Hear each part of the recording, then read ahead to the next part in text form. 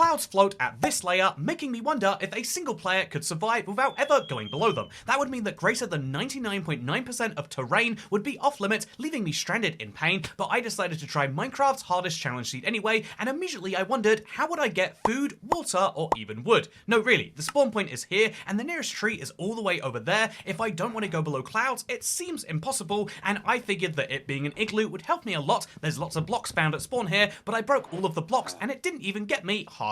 I figured a solution could be to stay, but I'd need an ender pearl, and those are tricky when you have just a fist, or I could alternatively trade with this man, but that would require thousands of rotten flesh, and so instead I tried this. Make sure we're not over the edge, but no.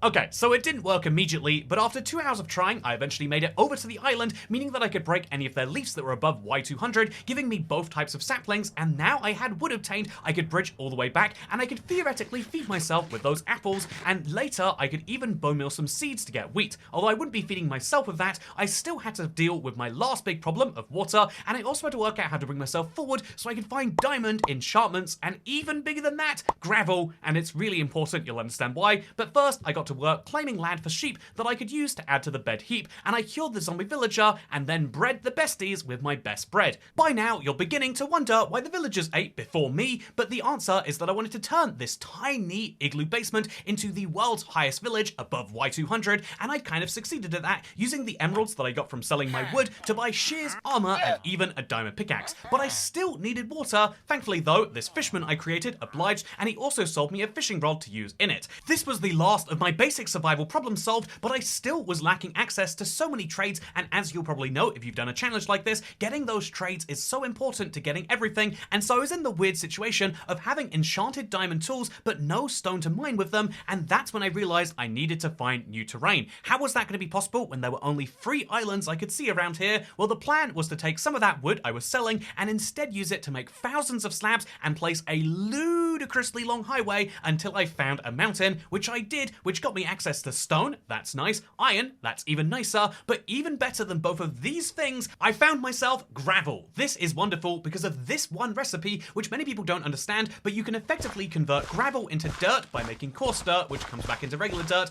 allowing you to turn gravel directly into grass, and therefore get all of the wonderful mobs that spawn on it. This was one of the biggest problems that I'd solved in my world, and now I just had to build myself a big house, and obviously work on my next challenges of redstone, enchanting, and even pandas?